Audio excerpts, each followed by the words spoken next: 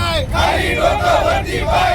लबाड सरकारचं करायचं काय? खाली डोकं वरती पाय. लबाड सरकारचं करायचं काय? खाली डोकं वरती पाय. शेतकऱ्यांची कर्जमाफी झाली पाहिजे.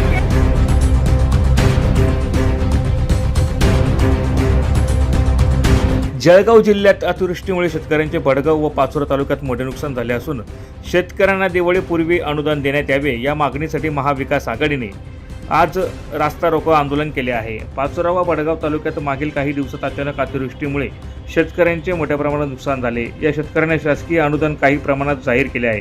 जे अनुदान जाहीर केले ते दिवाळीच्या आधी त्यांच्या खात्यात जमा करा, जेणेकरून त्यांची दिवाळी गोड होईल। कपाशीसाठी CCI सुरू करा। ज्यांच्या घरात पाणी घुसले त्यांना मंत्री गिरीश महाजन यांनी जाहीर केलेले 1 लाख रुपये त्वरित द्या। सोयाबीन व ज्वारीची शासकीय खरेदी त्वरित सुरू करा।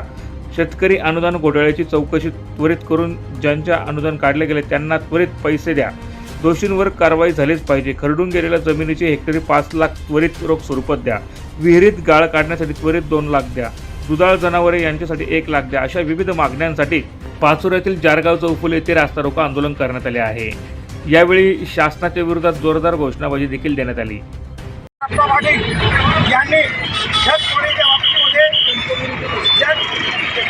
जे आहेत मंत्री महोदय यांना नॅशनल आपण त्यांना फोन केला आणि स्पीकर फोनवर त्यांनी सांगितलं शिवसेना उपनेता या ठिकाणी पाचोऱ्या तालुक्यामध्ये जो पाऊस पडला सप्टेंबर महिन्यामध्ये आणि ढगफुटी झाली त्या संदर्भामध्ये शेतकऱ्यांना अनुदान मिळण्यासाठी महाविकास आघाडीकडून या पाचोऱ्या गावामध्ये जारगाव चौफुलीवर रास्ता रोको आंदोलन करण्यात आलं की या शेतकऱ्यांना मंत्री आणि स्थानिक आमदार यांनी सांगितलं होतं की ज्या लोकांचे संसार वाहून गेलेले आहेत त्यांना 1 लाख रुपये देऊ, पण 1 रुपया सुद्धा त्यांच्या खात्यावर आला नाही।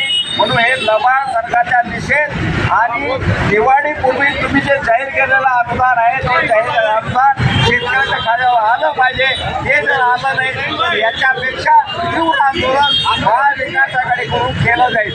भवानी जय शिवाजी। शेतकऱ्यांच्या खात्यावर अनुदान आलंच पाहिजे। शेतकऱ्यांच्या खात्यावर अनुदान मिळालंच पाहिजे।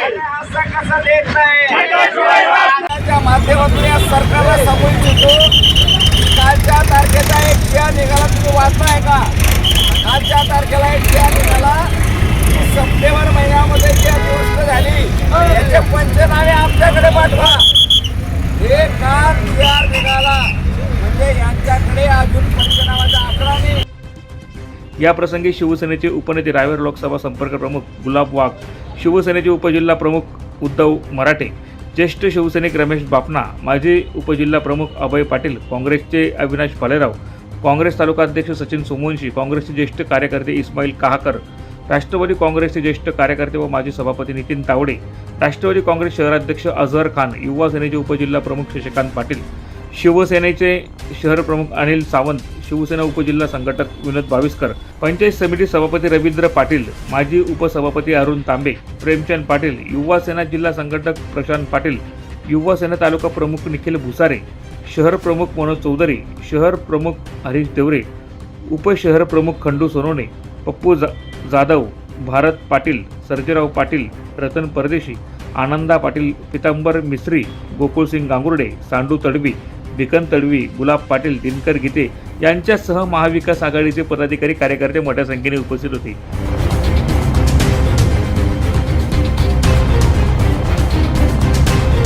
प्रतिनिधी शकील शेख, माझा महाराष्ट्र न्यूज, भडगाव।